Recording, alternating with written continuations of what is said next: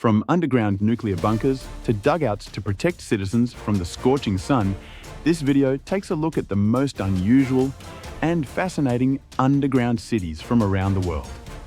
Starting the list is Derinkuyu in Cappadocia, Turkey.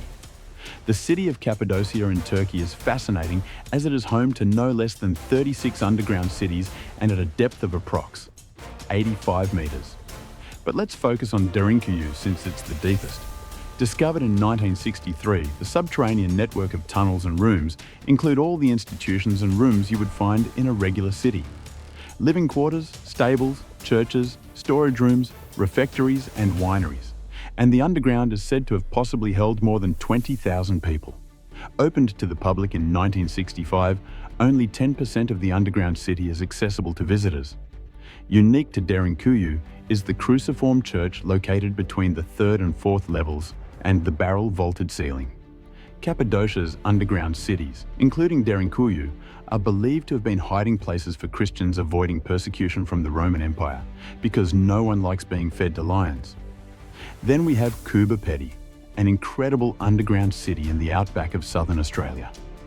Housing around 1,400 residents, Coober Pedy is referred to as the opal capital of the world because it produces more opal than anywhere else on Earth. The town consists of homes called dugouts, which were built underground to combat the unbearable heat on the surface and to keep their babies safe from dingoes and Australians. Ever since opal was first discovered in Coober Pedy in 1915, the area has continuously been occupied and mined for the gemstones. And chances are, if you own anything with opal in it, it came from the Coober Pedy mines. Along with the dugout homes and mine shafts, the town boasts underground shops and pubs, as well as a church and even a graveyard. Moving on, next we have the secret English underground city of Burlington. There are plenty of government underground cities in the world. For instance, Cheyenne Mountain, the not-so-secret underground government facility in the United States, is quite popular. However, not many are aware of a similar structure located underneath the English countryside. Codenamed Burlington, the facility was built in the 1950s to house the British government in the event of nuclear war.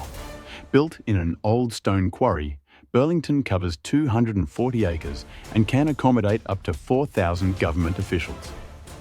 What it could not accommodate, however, was their families. Burlington had 60 miles of roads, a railway station, hospitals, an underground lake, a water treatment facility, and a pub. It also had a BBC studio from which the Prime Minister would be able to address whatever was left of the population from the safe and cosy confines below the surface. Burlington was kept in working order until 1991, when the Cold War came to a close. Moving on, next on the list, we have Setenil de las Bodegas in Spain. Unlike most underground cities, this city has continued to thrive and is home to around 3,000 people.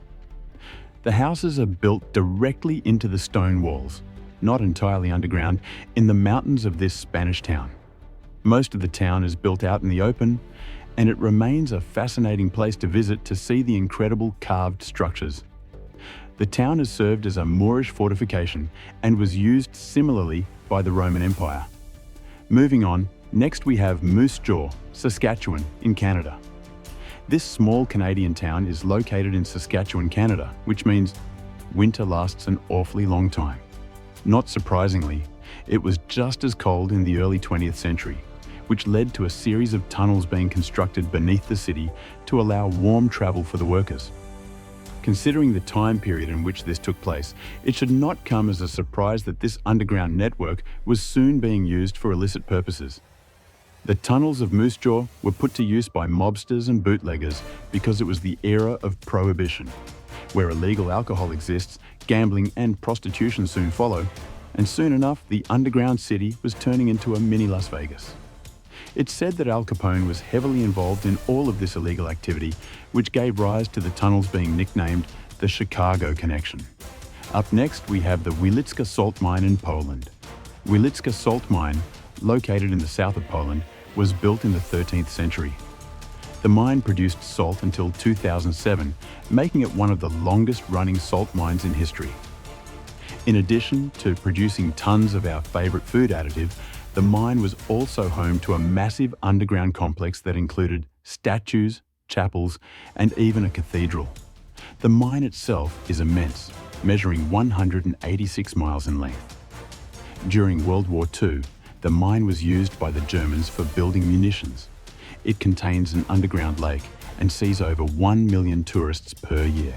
But up next, we have an underground city that is ancient but doesn't exist anymore. We're talking about the City of the Gods in Giza, Egypt. Now, the Great Pyramid of Giza is the only wonder of the ancient world still standing. Furthermore, many vocal opponents to the theory of the City of the Gods claim that they don't exist and are a pseudo-scientific idea invented to support the notion of alien gods. But what do you think? We have Kish in Iran. This underground city in Iran is so mysterious that not much is known about it. The city is believed to be more than 2,500 years old and was initially used as a water management system. But like so many other ancient things, the underground city has been renovated and there are plans to turn it into a modern tourist destination. The new version of this city will include restaurants and shops throughout the 107,640 square feet complex. Moving on next, we have the Chinese underground city of Dixia Chengfar. Beneath the busy roads of Beijing exists this underground city, which was supposed to be a hidden secret, but was badly exposed. Beijing is home to 21.5 million people, but it turns out that thousands of them live in underground passages that stretch up to 3 stories below ground. No one knows the official size of the underground city or exactly where most of the passages can be found. However, it's believed that they cover a territory exceeding 20,000 acres and connect the majority of the city's major administrative and governmental buildings. Some say there may have once been upwards of 900 entrances. It was built as a city-sized shelter from nuclear assault by workers burrowing by hand, using shovels and bamboo baskets to carry dirt and rock to the surface.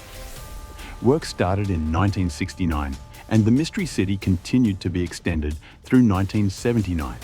By now, you may be wondering why the city was built.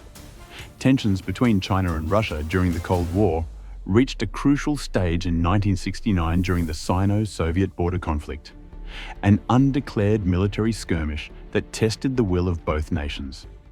The relationship between the two countries remained shaky until 1991, when China was on high alert due to the possibility of an all-out war. But finally on the list we have the underground city in Helsinki, Finland. The founding of this underground city has one of the most interesting backstories. You see, Finland is part of the European Union but not NATO, and Russia has previously made thinly veiled threats if the Finns were to join the US-backed military alliance.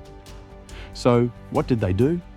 They built an entire underground city to serve as shelters for 750,000 people, more than the entire population of Helsinki above ground. Beneath Helsinki's surface lies around 500 separate underground facilities and 186 miles of tunnels that snake their way throughout the city. It is one of the most elaborate underground systems in the world and includes car parks, railway tunnels, wastewater treatment plants, shopping malls, swimming pools, and even corporate data centers. In the event that these spaces need to be used as shelters, the Finns have set themselves a target of 72 hours to convert these areas into safe havens. The system is equipped with state-of-the-art air and drinking water purification systems, toilets, beds, and food supplies. At maximum capacity, 750,000 people, which is unlikely to be required, could survive for 14 days using the water reservoirs and stocked food supplies. So, what do you think of these fascinating underground cities? Let us know in the comments. Thanks for watching, and we'll see you in the next one.